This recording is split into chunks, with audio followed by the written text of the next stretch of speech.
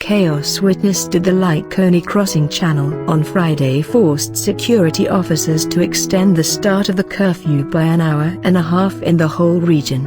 Regional Police Commander Rashid Yaqub on Friday evening said though the chaos is regrettable, Kenyans have to learn to listen to and obey directives issued by the government.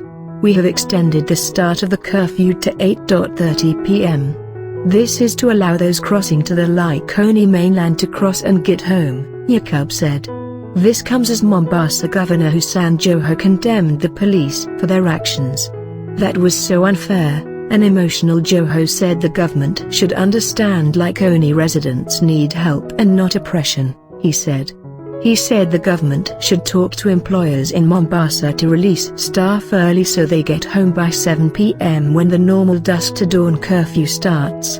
The governor has been advocating for a complete lockdown, saying it is the best way to defeat the COVID-19. It is how China has been able to overcome this disease.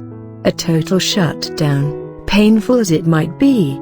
On Thursday, Joho announced that his government has set aside $200 million to buy food for more than 227,000 residents.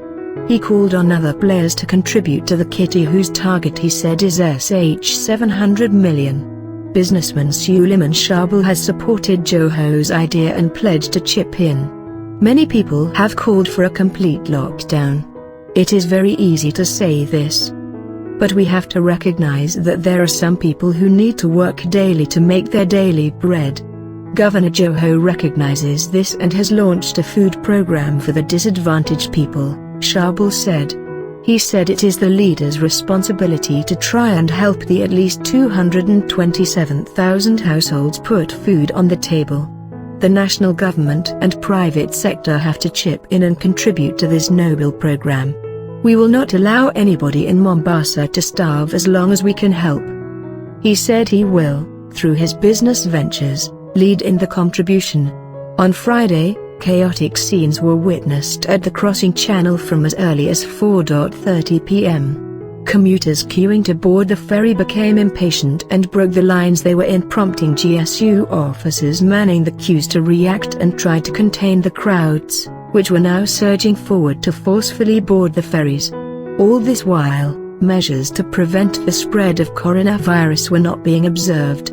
At least 30 people were injured in the melee, with journalists falling prey to rogue GSU officers who did not want to be filmed clobbering and kicking citizens. Coast Regional Coordinator John Elangata said the measures taken by the government are for the good of Kenyans.